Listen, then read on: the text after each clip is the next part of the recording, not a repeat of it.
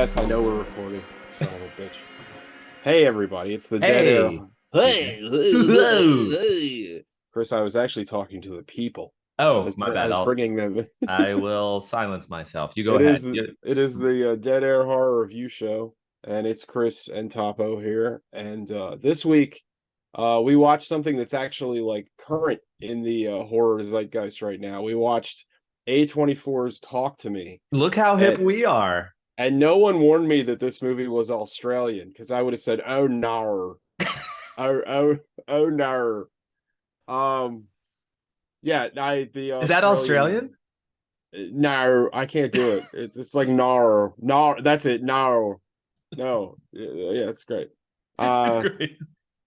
like I said in my letterbox review, the biggest complaint I have about this movie is none of the spirits that they conjure said "Good day, mate" or "Throw another shrimp on the mommy." That will never get old. It already is old, and Is that like, just a generational thing? Because yeah, oh, 100%. Like, Zoomers have like fucking no no concept for idea. that fucking reference. They I just don't know even that you're know. being incredibly offensive. Is that offensive? Can you be I offensive towards like a country? I don't really think you can. I don't like, you know what I mean? Like, pretty sure you can. I mean, you can, but like, I don't think like people in Australia give a shit. Or like, it's like if people like, oh, Americans are fat and stupid, and all they do is eat hamburgers. Like, yeah, Yeah. it's accurate. You know what I mean? Like, yeah.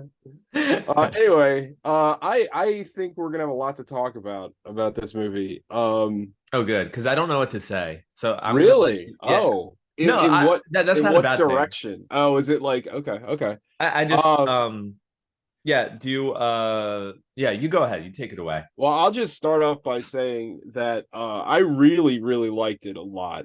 Uh, I think the movie has issues. Like, I think specifically, I think the third act is a little messy, and I feel like it needed a little bit more time to like cook. Like, this movie is very fast. Like, this movie I think is just over an hour and a half long. And it's one of the rare times where I'm like, this movie needed another 15 minutes. Like, I Mhm. feel like, Yeah. but having said that, the good outweighs the bad. And this movie was made by two fucking YouTubers of all That I did people. not know. That's Yes, impressive. first time film. Wow. They wrote and directed it. It's a two-man crew, I believe. Going straight to Wikipedia right now. Stand by. And yeah, they're YouTubers, and it's like unbelievable. Wow. Annie And Filippo and Michael. Oh, are they brothers? I possibly, Do I they have the really don't same know last anything. name? I saw a clip of their YouTube channel, and it's the kind of YouTube stuff that I don't watch. It's like Is it like, hey, I think it's subscribe to like, our channel? You got to yeah, smash that subscribe it button. looks like something for children, or like, everyone's a child after you turn 40 years old, so like, you know what I mean. But anyway, for this to be first time filmmakers, like, even more impressive. Like, we reviewed Watcher a while back, and again, like, I'm always, I'm always, I love a great movie, but like, I feel like it gets extra credit when it's a first, like, it's a debut film. And I Hmm. feel like there are so many choices in this movie that are very confident, and like, there like, you can go back and listen to other episodes of the show, but I always think that like a movie kind of lives and dies in its little choices. And this movie makes a lot of the right little choices. There's little notes in this movie over and over and over again that I think really make it work, and they really builds a very complete picture. And like they use, there's lots of examples in this movie of like really clever reincorporation. And I just thought like it was like a very thoughtful movie, like something where, I don't know, a lesser filmmaker, like if this was I don't know, the Blumhouse version of this movie, I feel like the movie just has such a strong premise. Like, I feel like the hand and the spirit conjuring is a very strong premise. I feel like you could kind of phone in the rest of the movie and really just make it all about the hand and the magic and all that bull, or whatever you want to call it.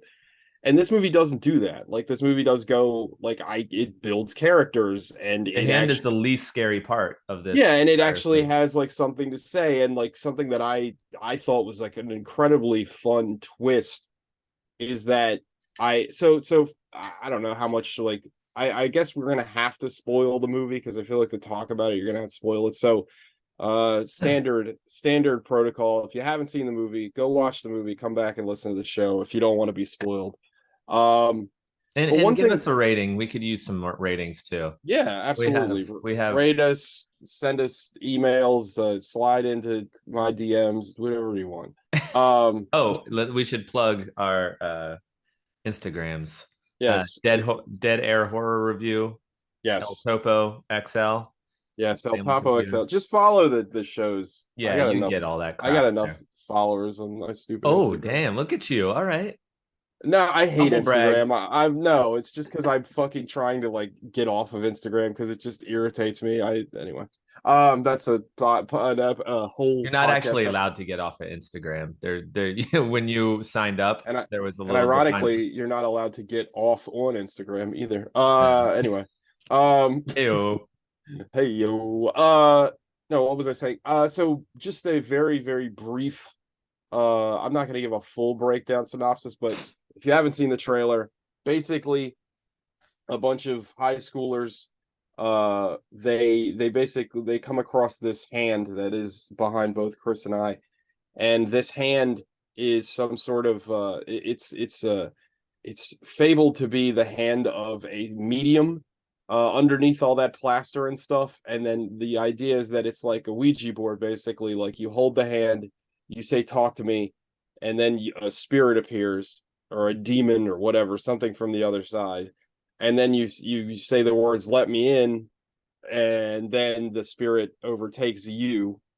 And that's kind of where the jumping off point of the movie is, and it kind of goes from there. Basically, the other rule is that once the demon has possessed you, you can only let it possess you for 90 seconds, or it's like gonna have like a reputable, no, that's not the word. It's I gonna know it's damage you very hard. My words are good. This is a, not that anybody cares, but this is a breakfast episode. We're recording this very early in the morning. yeah. um well, not Our very brains early, haven't fully a formed yet. normal person's Yeah. normal morning. But anyhow, so there's rules, and one thing that I like immediately about the whole channeling aspect of the movie is there's like a montage scene where they're basically shown that like doing these seances and getting possessed is kind of like a high for them. Like they're getting like a euphoric feeling from this. And I thought like one of the little choices I was speaking about is that I loved how this movie showed you that. They showed Hmm. you that they were getting like literally like I said, like a euphoric kind of charge for being possessed and all that stuff without actually saying it. Because again, I feel like a lesser movie, they'd explicitly come out It'd and be say, like, I feel high. Like right, they would have to exactly. just spell it out And I as know if it's a the low viewer was an bar, idiot. and I know it's a low bar, but it's so many movies. Like they Yeah. always fucking do that. They lampshade everything that they have going on. But yeah, I just thought like that was incredible. I love the premise. The premise is great. Oh. The premise is fantastic. I thought all the acting was really well done. Um, and again, like I thought that like there's a lot of directorial choices. I thought overall the movie looked really good too. Yeah. Like I thought that it did have a unique, like it had a not unique necessarily, but a very defined visual style right away. Hmm. And yeah, I mean I talked the entire show so far, but what did you take away from this? Um, I'm now that you told me it was written by a couple of YouTubers, I'm even more impressed. I Right? thought Yeah, the it's movie great. I thought the movie was great. Yeah, Um, yeah. from top to bottom. And um, you pointing out about like the small things, like them feeling this high off of grabbing the hand and doing the whole ritual. I never really thought about that until you brought it up. But it's little things like that that make a big difference Yeah, in and it movies. also it also explains away kids, and it's a good metaphor, right? Like horror lives and dies in its metaphors, right? But like kids, when you're that age, you do dangerous things and you don't think about the consequences. Yeah. All of us did. And I joke about it all the time, but I've done shit where I'm like, how am I still here? Like I did, because you have this level of invincibility when you're young and you don't think about the consequences of your actions. And I think like that is what this movie is going for without it being like it's acceptable as you're watching it. You never question, well, why the hell do they keep jumping back into this? Isn't this fucking terrifying? Because Mhm. the first time the main character gets it, it's like a horrifying experience. But then you're like, why does she keep jumping back? And it's like a combination of peer pressure and again this like euphoric feeling that they're apparently getting from the whole thing. And I again I think that's like super clever and understated. It's not, you know what I mean? Like it's not like it's there for you to take, and if you want to watch the movie and pay attention, like that's why I think that's what they're trying to say. I think that's a pretty easy reading, but I'm so glad that they don't fucking just hammer it in your face. I feel like Yeah. so many movies do. um And the main character, Mia, she's great. she was awesome. She's really good.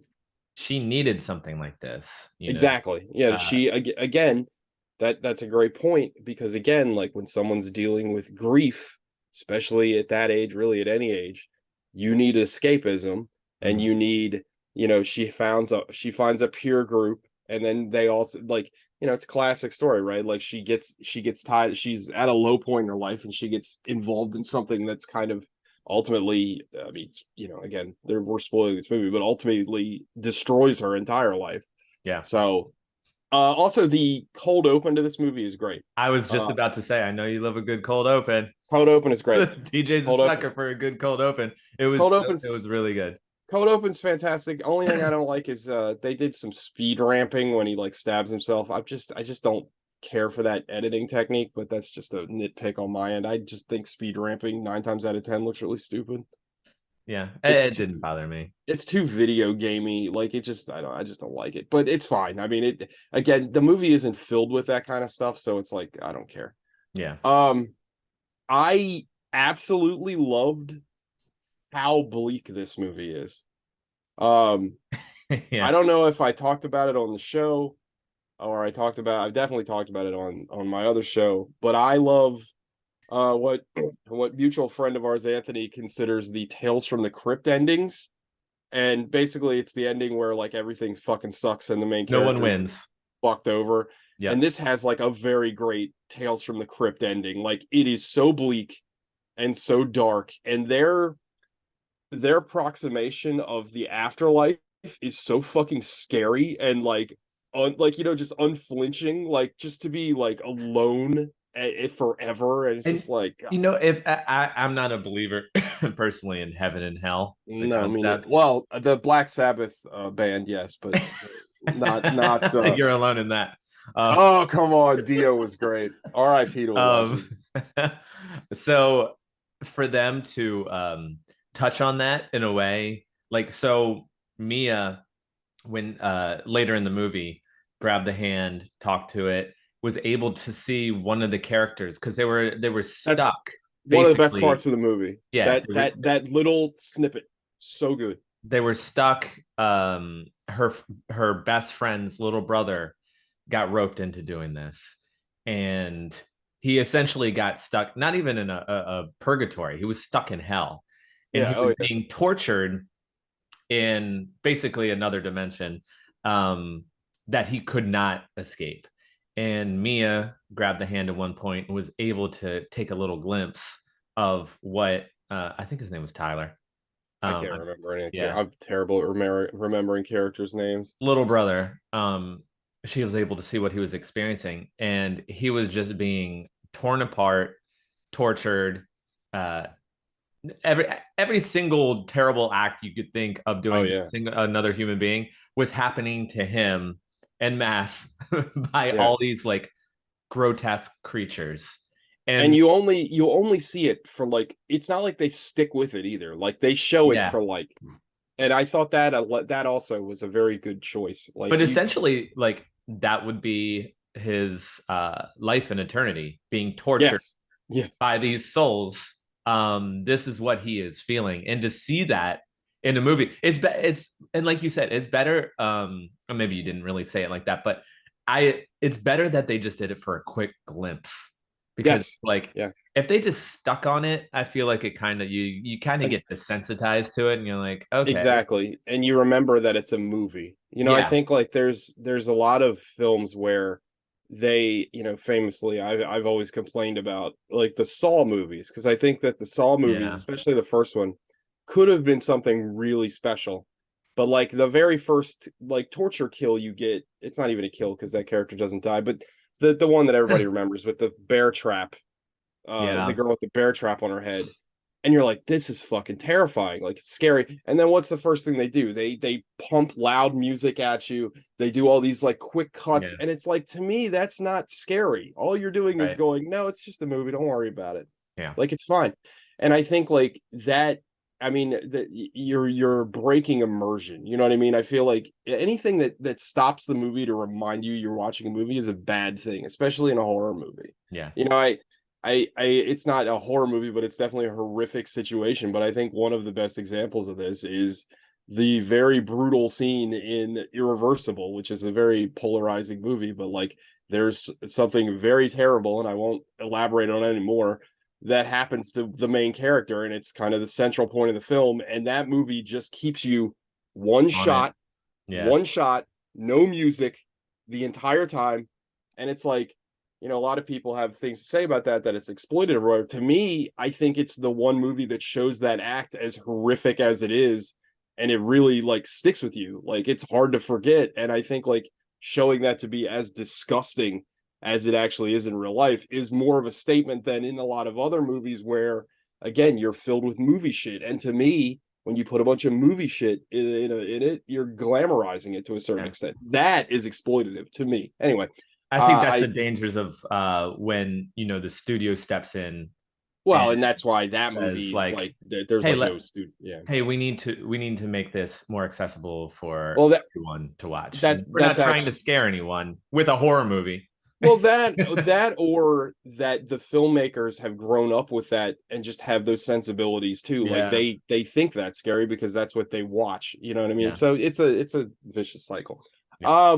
I'd like to move into the stuff that I didn't love about the movie. Oh, okay. I feel like, and again, overall, this is an incredibly strong film, but I got to bring this parts up because it did bother me. And I feel like this is the only time I've ever said this in a fucking movie. But I feel like my biggest problem with the movie is I feel like the spirits or the demons or whatever they are, their motivations are very confusing and I don't understand them. And I feel like this is the part where I needed like 10 more minutes of this movie to explain to me why they wanted the main character's name is Mia, right? Yep. Why did they want Mia so bad? And they already had what they wanted ostensibly. And also there's a part where they talk to the brother that already lived through one of these situations, and he says something to the effect of, well, the demons get weaker as they get in the body. It's like, okay, well, that doesn't go anywhere. And it's like, But well, also, how does he know that? right, exactly. And it's like, again, are these like game breaking things that happen? No, but like I don't understand. At the end of the day, and by the end of the movie, I really don't understand the spirits motivations for the main character at all. Like I don't But get it. did you also wonder how all these kids knew the particulars, the rules about um holding the hand and saying talk to me and let me Uh that in the it's 90 seconds? Like Well, how see, yeah, yes and no, because I mean, like they kind of explain it away where they got it from somebody else, and by the end of the movie, there's like by the end of the movie, Mia's dead and she's drawn in, just like she's one of the spirits on the other Mhm. side. So to me, like I think that you can kind of explain that away by saying it's kind of like a meme, like it's like an urban legend thing, Urban like legend, yeah, it's like they were Bloody probably Mary. or like a Ouija board, like this. Yeah. You know what I mean? Like I feel like they got it, and I guess you could kind of say by the end of the movie, the way the story goes is that you could extrapolate that what happens to this cast of characters in this movie eventually happens to everyone that uses this fucking thing, like the cold open. So like Yeah. this thing is like a cursed object, and it just keeps getting passed around. It's like, here, like get this away from me. Right. And again, like maybe that's a little too over explaining, but like that would also help where it's like, well, you once you get this, you have to like pawn it off on somebody else. Or because again, I really liked the whole like Mia's mom's dead, and that's why she like first of all, that kid that like gets possessed, like who's like trapped in hell and all, but that scene when he's initially possessed and he rips out his fucking eye and it with his hand, oh my Anything god. that involves eyes, you know me. Oh, I but he like hate. scoops it out. I was like, oh my god. And then he's like banging his head. I'm like, oh my Uh, god. I know That that was that one so was that hard to was watch. I so hate. disgusting. I loved Yeah. it. It was so fucking disgusting. But anyway, that's I love the motivation, right? Like she's just lost her mom and like she sees her mom and then like that makes sense. That's a great piece of writing right there where that explains why she for that brief moment is willing to risk her friend's life Yep. because she wants that connection with her mother. I get that. And but through the rest of the movie, it's like I don't understand why the spirits want Mia so bad. And also you can like I think it's not a far thing to guess or to again to pull out of the movie. I think that her mother was never there. I think these things can take other forms and it was lying to her the whole Well, time. that's what they said in the movie. Like they can Yeah. take any form. Right. So I've seen a lot of people like say like it was her mother. I don't think it was ever her mother. I No, think they were because manipulating. I don't think her mother, who committed suicide, would have led her apparition would have led her to kill Right. her that was her stepfather, I think. Anyway, Yeah, which was also a fucking brutal scene, which was yeah. great. Yeah, Um, whose mother would do that to their child who's already you know uh, like felt so much loss and grief to like right. convince her to kill her father like that? Nah, I don't believe that. But also But they're like prompting her to kill the kid, and it's like, well, why? Why? He's already there in hell. Like, why do they need him dead? because Like, I've yeah, he would no longer be feeling pain in eternity if uh his earthly body was well, killed. right. I get that part. That's what the spirit says. But again, we've determined that the spirit's lying or Yeah, what. So it's like, so what? Again, this is the point I have where it's like they're right there. They need like something else. It's a little murky, and I don't really understand. they could easily set this up for a sequel. They um already are. They're making one right now. are they? Well, I mean, not now because of the strike, but yes, there is one in production. Man, I really hope they do it justice, because I feel like if they stray from what the first one has done, they could easily screw See, up. I heard sequel and I was like, I don't know. I feel like this is kind of perfect the way it is. I It's mean, totally it's and totally I like hope, self encapsulated. Like it's perfect. I think the way it is. yeah. But so to what you were saying about the spirits, and I didn't really get the sense myself that they were necessarily so focused on Mia. She was. It just seemed like they were because she was the one getting all the visions and like she was basically the only one in that group that was being manipulated by them. So that's what I mean by that. I think the only reason I think that's the case is A, she's the main character of the film, but B, Well, fair. um, she was so heavily invested in this hand because of her mother, True. because she wanted to see more of her mother. So she was willing to risk it all. Um, and the I got the sense that the when I first saw it, the the like these ghostly figures, these ghouls or whatever, like Which by the way looked great. Makeup, the practical the make effects, the makeup was so amazing. good. And like the first one when they're in the big seance when they're all Yeah. together. Not the first one, but the second one when they're at the one her friend's house. The one that's like bloated and Oh, apparently yeah. drowned, and you hear that like gurgling sound, Yeah. like oh, so good. But I got the sense that they were just as confused as to why they were there as the person who was Yeah, holding the hand, yeah, and because that they just by the end of the movie, that is kind of how you feel. So right. yeah, Because when I was watching, I was like, why did this particular ghost show up for this person. But then at the end, it kind of makes sense that it doesn't really like whoever grabs a hand, like you're gonna get what you're gonna get. It's Right, a mixed right. bag, Yeah, because spoiler alert, Mia yeah. shows up for someone else when Which is a great that ending. person. Like Yeah. it's awesome. Also, the Mia's literally dead, and like her afterlife is literally just like a hospital where no one recognizes her. Like she's not, she basically doesn't exist, which is again fucking terrifying. You're Yeah. literally just alone for all eternity. But I gave a standing ovation at the end. That the imagery, I go ahead. loved the end. I thought Oh, they me too. The ending's nailed it. like one of the best parts of the movie. But I feel like the imagery too of that, where when she gets called by the hand, it all goes dark and it's a light at the end of the tunnel. And the idea that the light at the end of the tunnel is just another fucking like torture, basically. Kudos. Like that's Yeah. great. Like that's great. I think that's fantastic. And Um for the person who were to pair, I'll just say pair with Mia's ghost.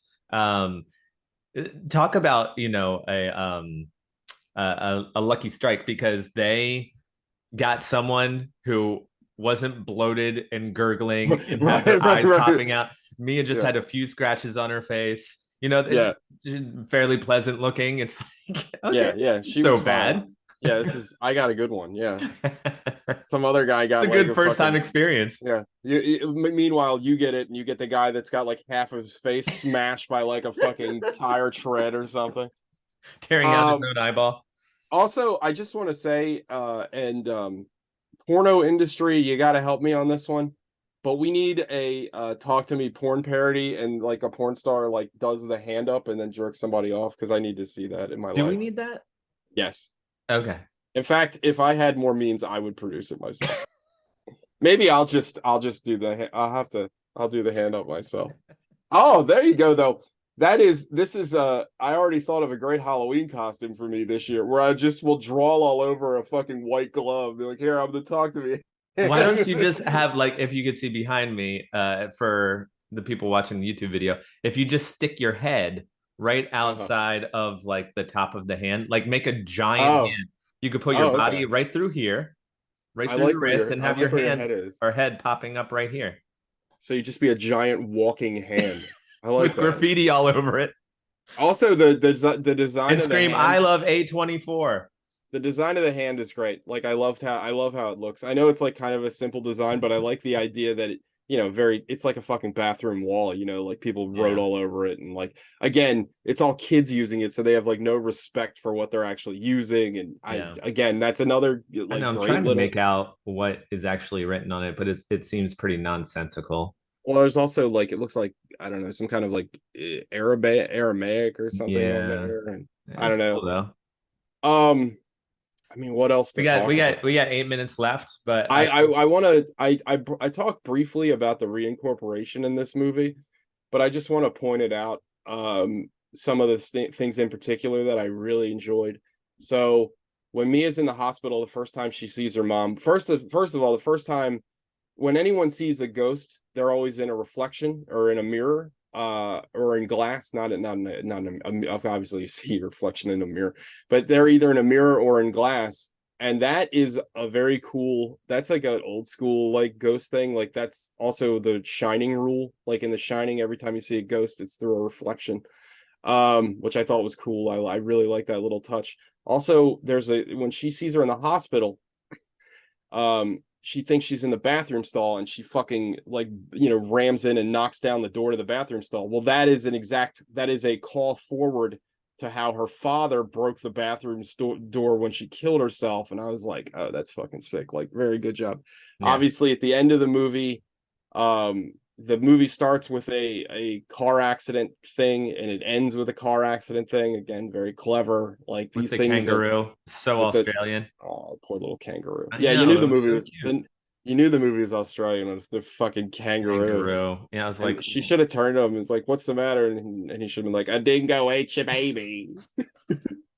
um, but, but no, no. it didn't. Uh, Narwl, Narwhal? Narl.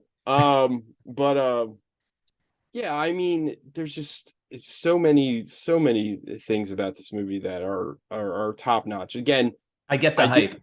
I get. yeah, I I get the totally hype get the too. hype. I now let me go on record and say, and God bless Sean from Movie the Podcast for saying this, but he points this out and he's right. People in general, especially when it comes to movies, they have something that he has dubbed recency bias, Mm-hmm. and meaning that the last thing you saw that was really good is better than the previous thing that you saw that was really good. And he's right, because Yeah. I like this movie a lot. But is this movie better than Midsummer? No. Is this movie better than The Witch? No. Is it great? Absolutely. Is it better than those two movies specifically? I personally don't think so. I don't even think it's close. But um every as soon as something is good, it's always the best thing that's ever come out. Again, I think it's great. I think it's one of the better horror movies in the last 5 to 10 years, 10 to 5. Mm-hmm. I can't talk. I think it's fantastic. So I guess we should get into our scores at this point. You want to go first? Yeah, I'll go first. It is it's a 8. It's an Mm. 8 out of 10 for me. It's very, very good. You like the point system. I'd give it like an There we 8.3. go. Thank you.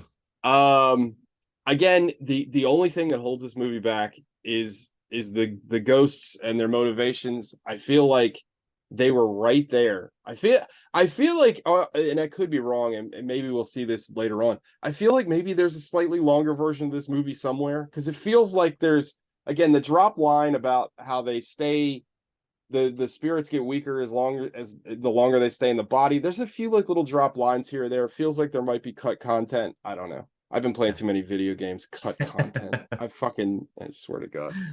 How about you? I give it a 9.8.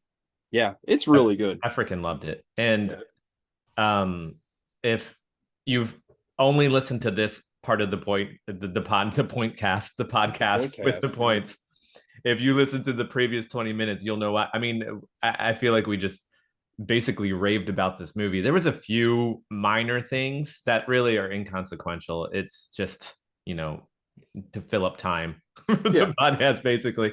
But there's really nothing to really complain about for me. Like, I thought it was fairly flawless, and knowing that this was done by a couple first time directors, it makes it even that much more impressive. YouTubers of all people. YouTubers.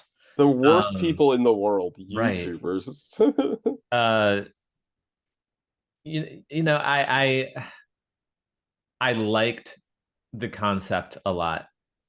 I was a little skeptical going in, like, oh, a hand possesses people. Oh God. All right, here we go. Right. But you know, seeing it, I was immediately smitten by it. I was like, I love this. So yeah, who knows? Maybe I'll gift myself this Talk to Me hand box for Christmas. I'm sure it's It's already sold out.